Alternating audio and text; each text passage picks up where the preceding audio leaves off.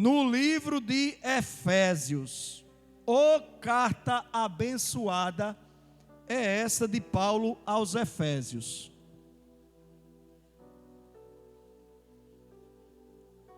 Ontem Deus nos falou, no livro de Efésios capítulo 4, sobre o valor da unidade. Quem estava no culto de ontem, com certeza foi abençoado, porque você sabe, esse pastorzinho tem uma máxima que só não é abençoado, é a mais pura verdade. Se você não vem, como é que você é abençoado? Ah, pastor, mas eu assisto de casa.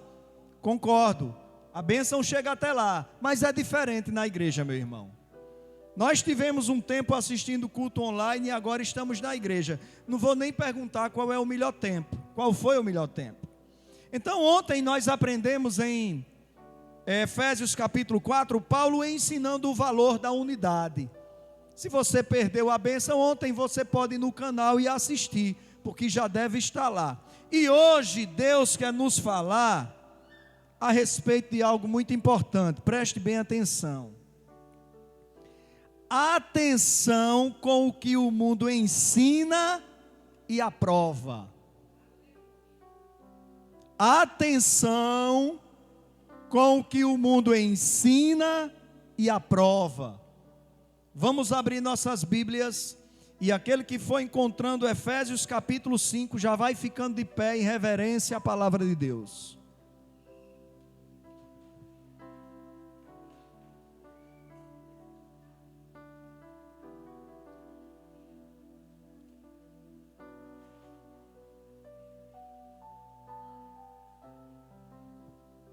Atenção com o que o mundo ensina e aprova. Eu não sabia, ou eu não me lembrava, melhor dizendo, que Eloá iria ser apresentada hoje ao Senhor.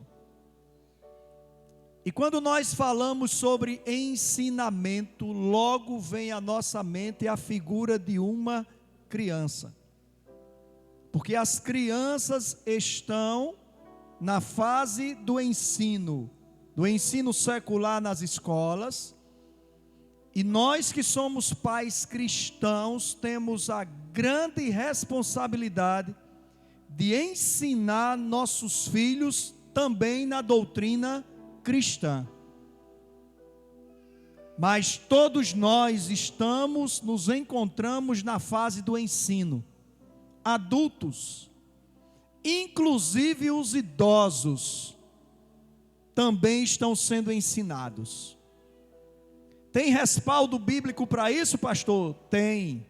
O trecho que eu citei de Mateus, quando Jesus Cristo fala para os seus discípulos: ensine-os a guardar tudo o que eu vos tenho mandado.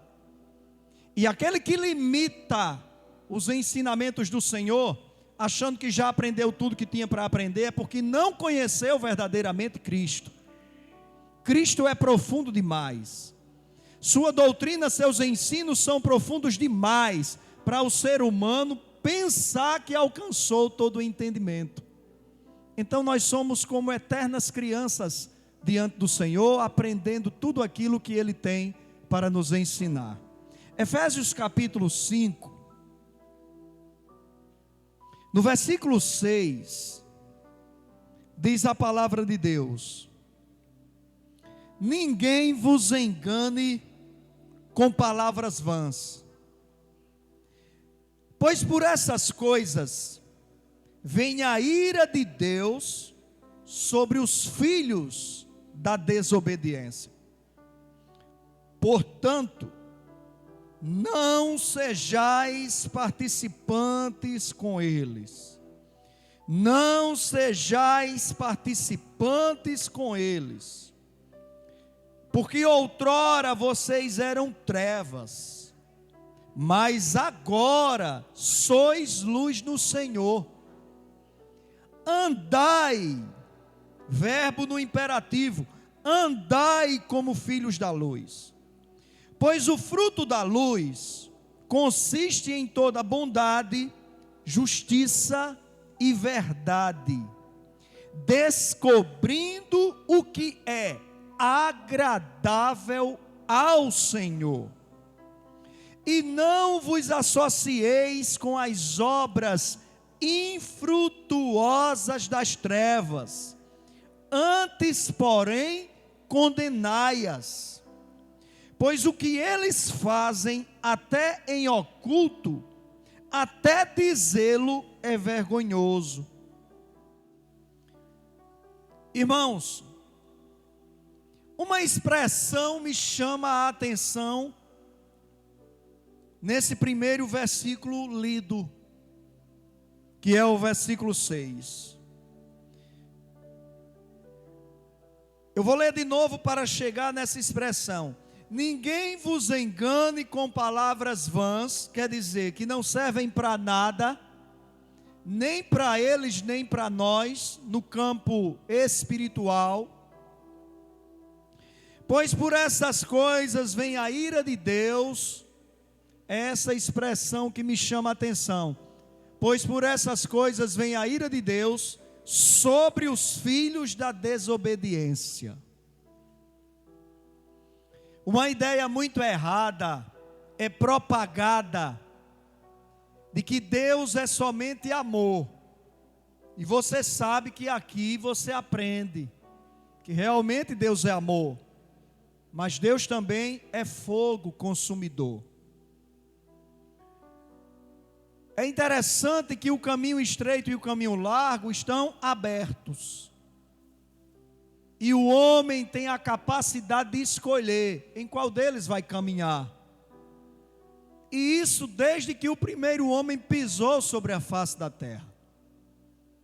Por isso Adão e Eva receberam de Deus a instrução para não comer da árvore do conhecimento do bem e do mal, e ludibriados, enganados por Satanás, acabaram fazendo a escolha de comer algo que Deus tinha dito que não fosse tocado. Porque é a prova de que Deus nos dá a escolha. Eu e você podemos escolher os caminhos para trilhar. O estreito, que continua aberto, e o largo, que nunca esteve tão aberto como agora. Quando eu leio a expressão filhos da desobediência, eu medito que a desobediência gera filhos. Porque quem é filho de alguém é porque foi gerado por alguém. Nós vimos agora Emanuel e Monaíla trazendo a filha a quem eles geraram para apresentarem ao Senhor, a segunda filha, que eu inclusive disse aqui que é a cara do pai, né? E falei com Emanuel, perguntei, tem saúde? Ele disse, graças a Deus. Ele entendeu, né? Você não entendeu, mas Emanuel entendeu. Trouxeram a filha que geraram. A desobediência gera filhos. A desobediência, quem gera dá luz a filhos, dá. Que coisa interessante. Talvez você nunca tenha pensado nisso. Olha o que é que diz a Bíblia. A ira de Deus vem sobre os filhos da desobediência. Então ninguém deve se chatear com pastor algum. É a palavra que Deus que diz que Deus derrama ira sobre aquele que foi gerado pela desobediência. Mas me diga uma coisa, você também não pode ser filho da obediência? Pode. A obediência também gera filhos. E é por isso que Paulo diz, portanto, não sejais participantes com eles. Sabe por que Paulo diz isso?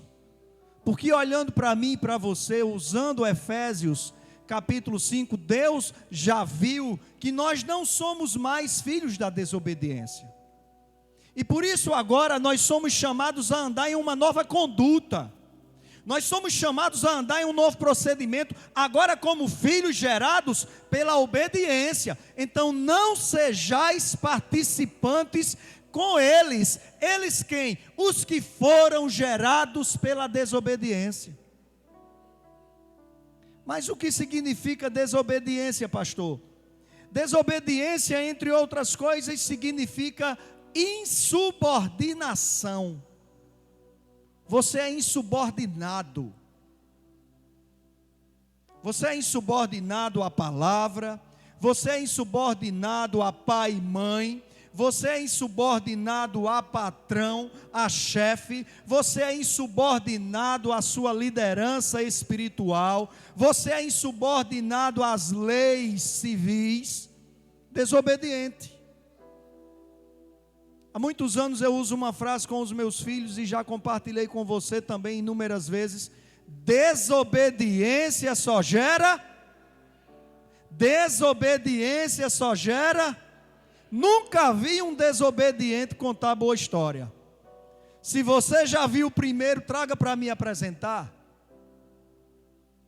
E quem desobedece à palavra de Deus e a Deus, desobedece a uma esfera muito mais superior do que essa física, terrena, passageira. Desobediência, entre outras coisas, significa que não é submisso, que não aceita regras. Irmãos, o mundo, eu estou falando de cosmos, eu estou falando de planetas, eu estou falando de natureza, ainda está da forma que está, porque existem regras naturais, determinadas por Deus. Então o mar só vai até onde Deus determinou. A noite só dura o tempo determinado por Deus. O dia só dura o tempo determinado por Deus. Você ainda não congelou, porque existe uma regra determinada por Deus de distanciamento entre o céu, entre o sol e a terra.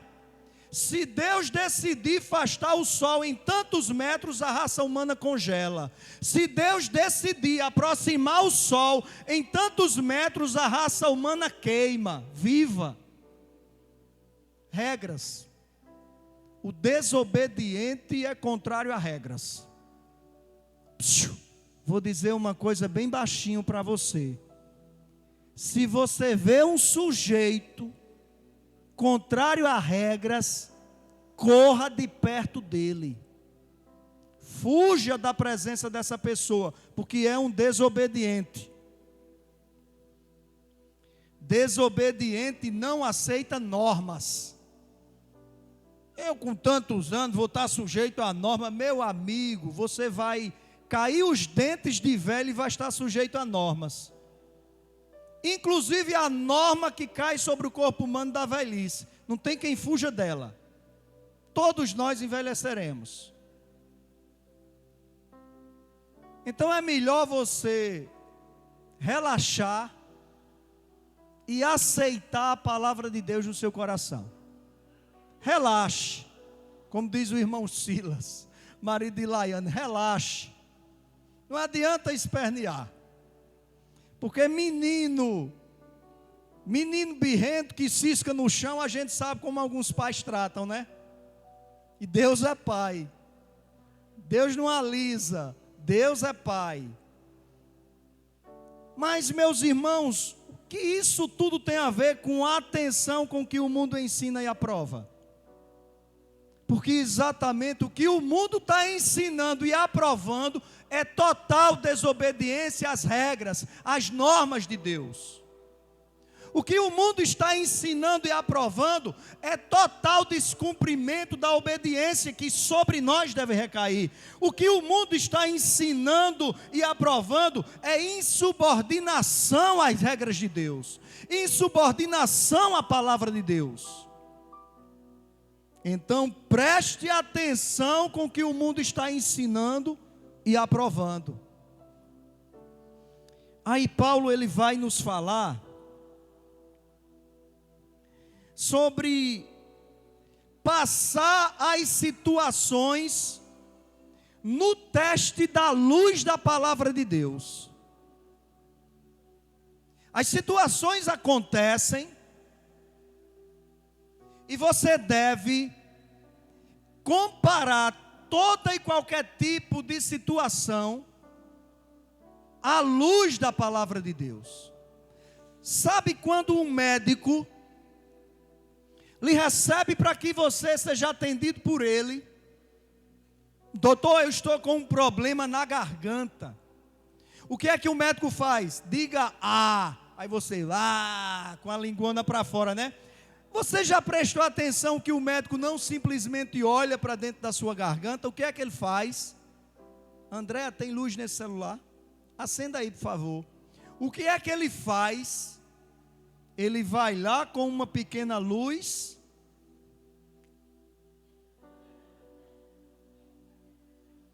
Por quê?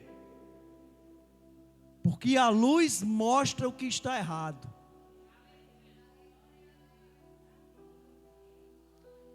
Paulo nos ensina para que tenhamos atenção com que o mundo está ensinando e aprovando, para não passarmos despercebidos, temos que passar tudo debaixo da luz da palavra de Deus. Tenha cuidado com esse negócio, é só um pouquinho. Tenha cuidado com esse negócio, não ofenda, é só uma vez. Tenha cuidado com esse negocinho, não seja tão radical. Tenha cuidado com essa historinha, é porque o seu pastor é muito duro. Tenha cuidado com esse negocinho, isso é coisa de igreja retrógrada. Tenha cuidado com essa frase, as igrejas hoje evoluíram. Passe debaixo da luz da palavra de Deus. Assim tenha atenção com o que o mundo está ensinando e aprovando. Aprovando. Versículo 13. Todas as coisas manifestas pela luz, porém tornam-se visíveis. Irmãos, eu acredito que você já deve estar cheio de ouvir esse pastor, essa pastora dizendo: leia a Bíblia. Invista do seu dia na leitura da Bíblia. Eu conheço pessoas que tiraram 8 horas por dia para estudar para concurso. Glória a Deus pela força de vontade. E não tiram 20 minutos para ler a Bíblia. Como é que vai passar as situações debaixo do conhecimento da palavra de Deus? Não vai.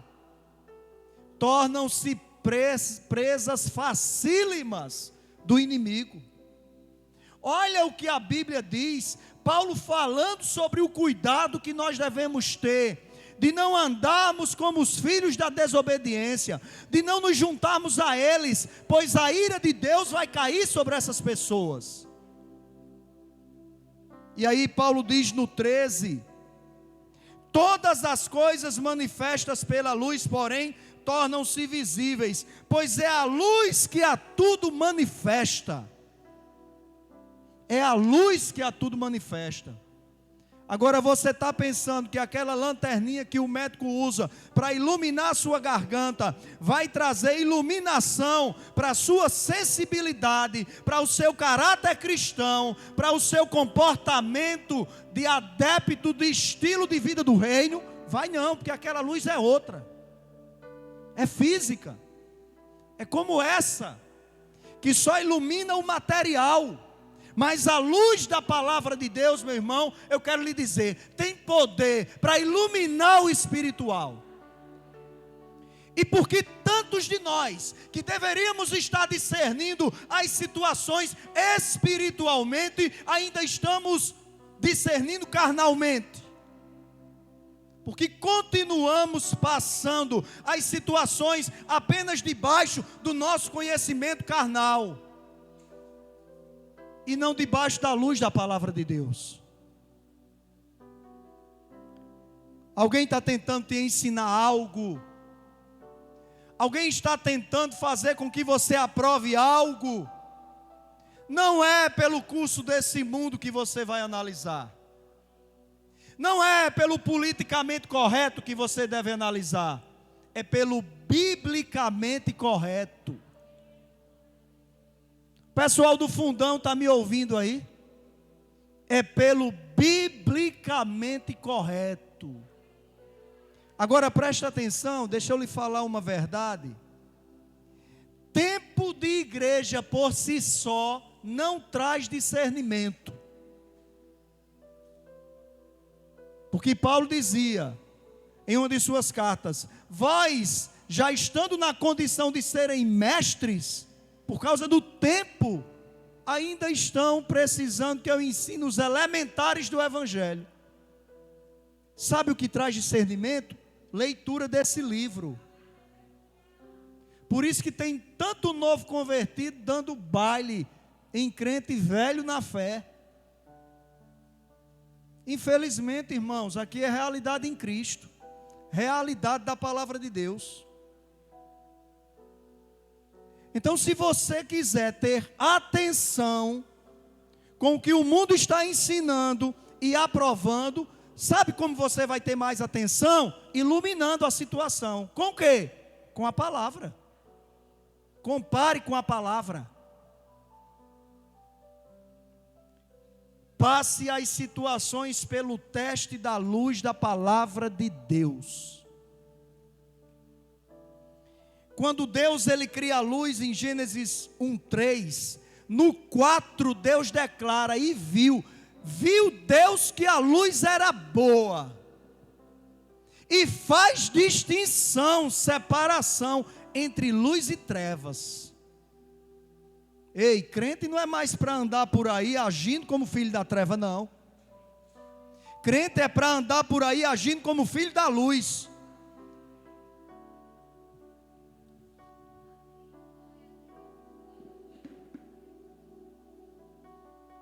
Irmãos, pelo que eu estou vendo aqui, a igreja está quase que lotada. Talvez nós tenhamos hoje nesse templo 300 ou mais pessoas. Você já imaginou o impacto de 300 pessoas dando bom testemunho aí fora? Em todos os segmentos da nossa sociedade. Mas você já imaginou o caos de 300 crentes fazendo o que não deve?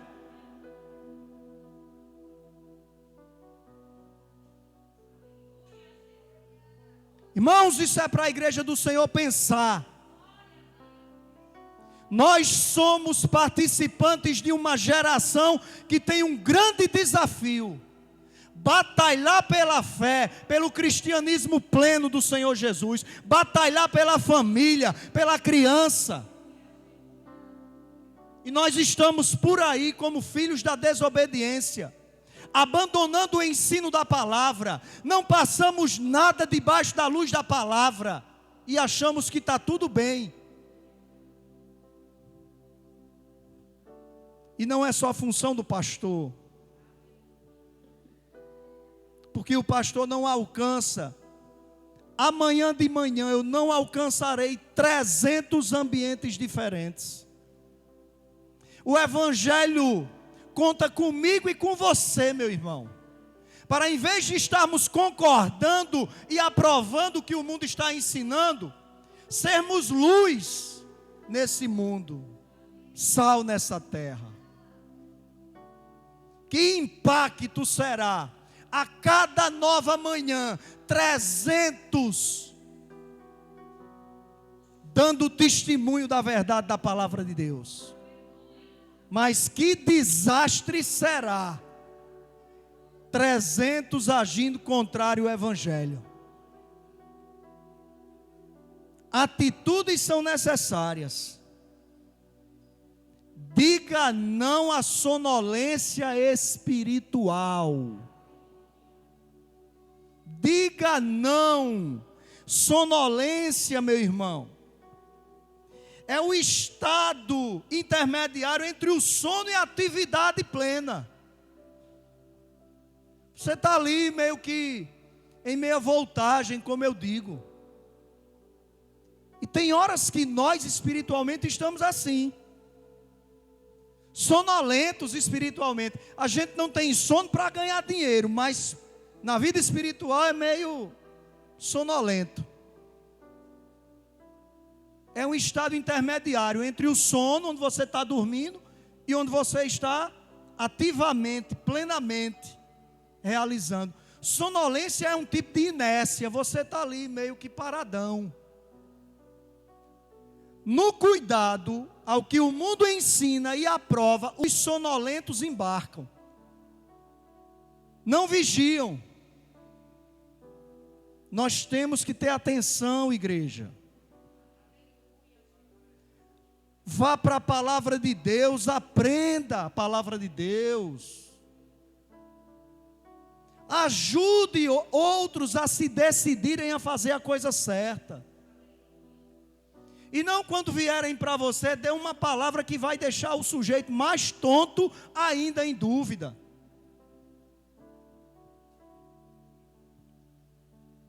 Atitudes são necessárias. Diga não à sonolência espiritual. Por isso, repito, Paulo revela, ensina, fala no versículo 13: todas as coisas manifestas pela luz, porém, tornam-se visíveis, pois é a luz que a tudo manifesta. Pelo que diz: desperta, ó tu que dormes, levanta-te dentre os mortos, e Cristo te iluminará.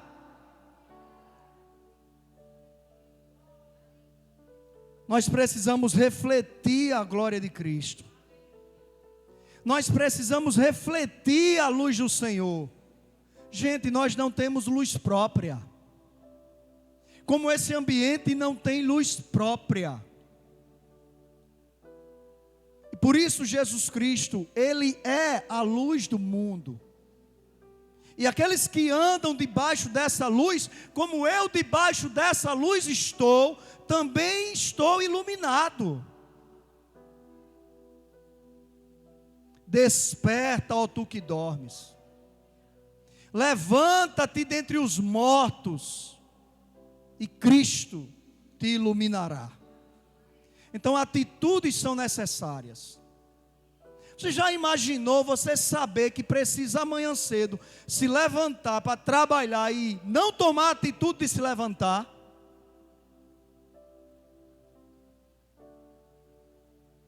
Excetuando-se os aposentados. Mas ainda assim tem o que fazer. Mas já imaginou você saber que tem hora, amanhã, 20 para as 6, meu celular vai estar despertando. Porque sou eu que vou lá despertar Jean. Olha, ele está fazendo assim, beleza, Jean? Se prepare, meu. E amanhã, com certeza, ele vai dizer: ô pai, eu quero dormir um pouco mais. Levanta, Jean, você tem aula. Mais 10 minutos, pai. Eu digo: não, Jean, se não 10 se transforma em 20. Bora, rapaz, levanta. Agora eu te pergunto: quem é que deve tomar atitude sobre a sua própria vida? Sou eu? Puxa vida, às vezes eu já sou tão taxado de chato, de mandão, de dominador. Não, quem tem que tomar atitude sobre a sua vida é você. O mundo está aí fora, ensinando e fazendo, querendo fazer com que você aprove tudo. Passe tudo debaixo da luz da palavra de Deus. Desperte para isso. Levanta-te dentre aqueles que são considerados mortos já. E Cristo vai resplandecer sobre a sua vida. Seja prudente, meu irmão. Seja sensato. Os dias não são bons. Pelo contrário, os dias são maus. Entenda, busque, procure entender qual é a vontade de Deus para a sua vida. Entenda, busque, procure entender qual é a vontade de Deus para a sua casa. Qual é a vontade de Deus para os seus filhos. E a partir de hoje, tenha cuidado com os seus filhos.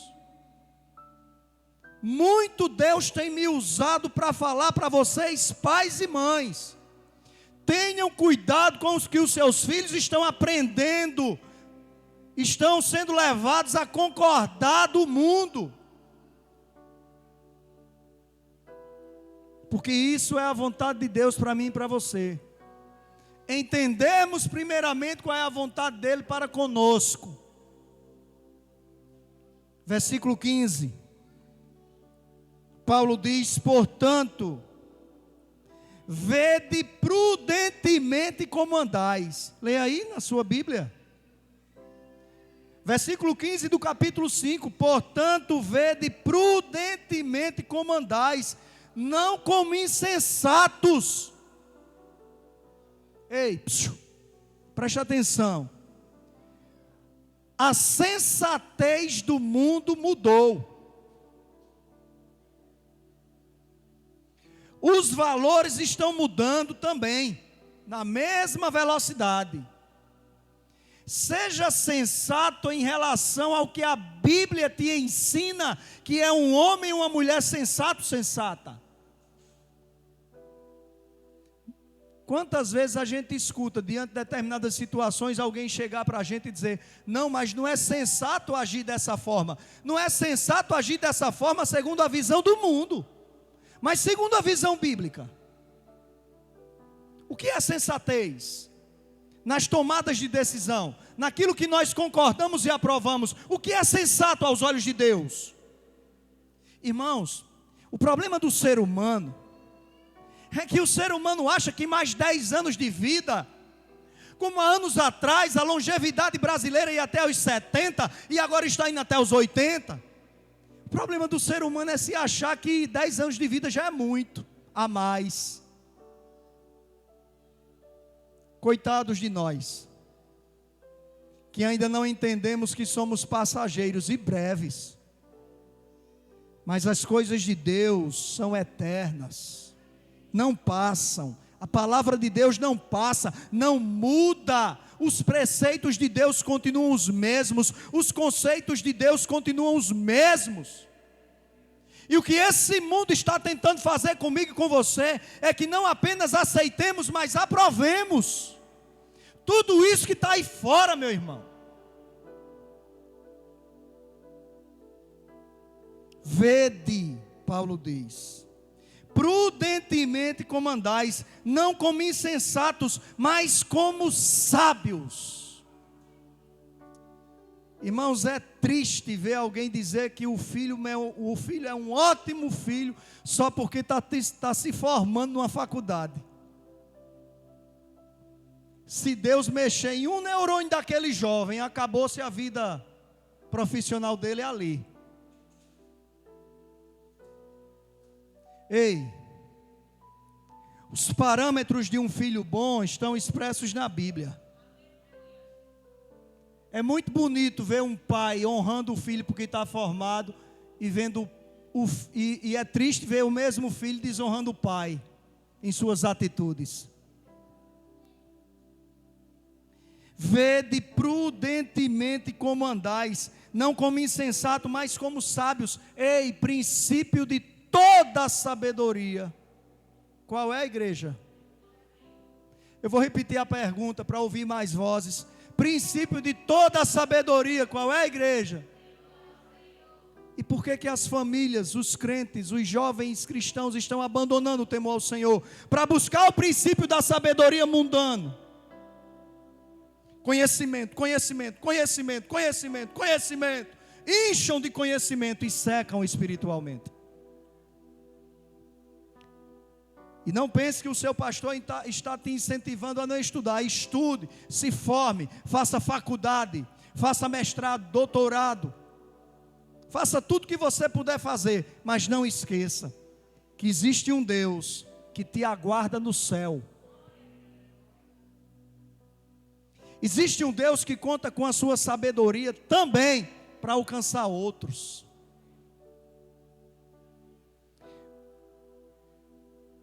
Portanto, vede prudentemente como andais, não como insensatos, mas como sábios, aproveitando bem cada oportunidade. Estou convidando você, homem, para estar aqui conosco sábado. É mais uma oportunidade de aprender. Não desperdice essa oportunidade. Aproveite bem. Aproveitando bem cada oportunidade. Sabe por quê?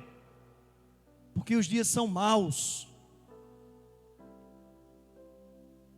A esperança não se acaba, mas os dias são maus. E o versículo 17 diz: pelo que não sejais insensatos, mas entendei qual seja a vontade do Senhor. Igreja, você já parou, nós já paramos para perguntar em nós mesmos, para nós mesmos, qual é a vontade do Senhor para a minha vida?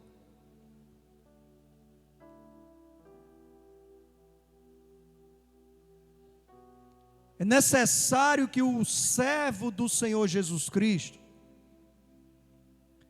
municie-se da palavra de Deus e tenha atenção com o que o mundo está ensinando e tentando nos conduzir como boi, com uma argola no nariz, puxando, para nós aprovarmos. É necessário o servo de Deus passar por debaixo da palavra de Deus as situações. É necessário o servo de Deus tomar atitude em prol de si próprio, porque o nome escrito no livro da vida é pessoal. É necessário o servo de Deus entender qual é de fato a vontade de Deus. É isso que está aí fora, a vontade de Deus?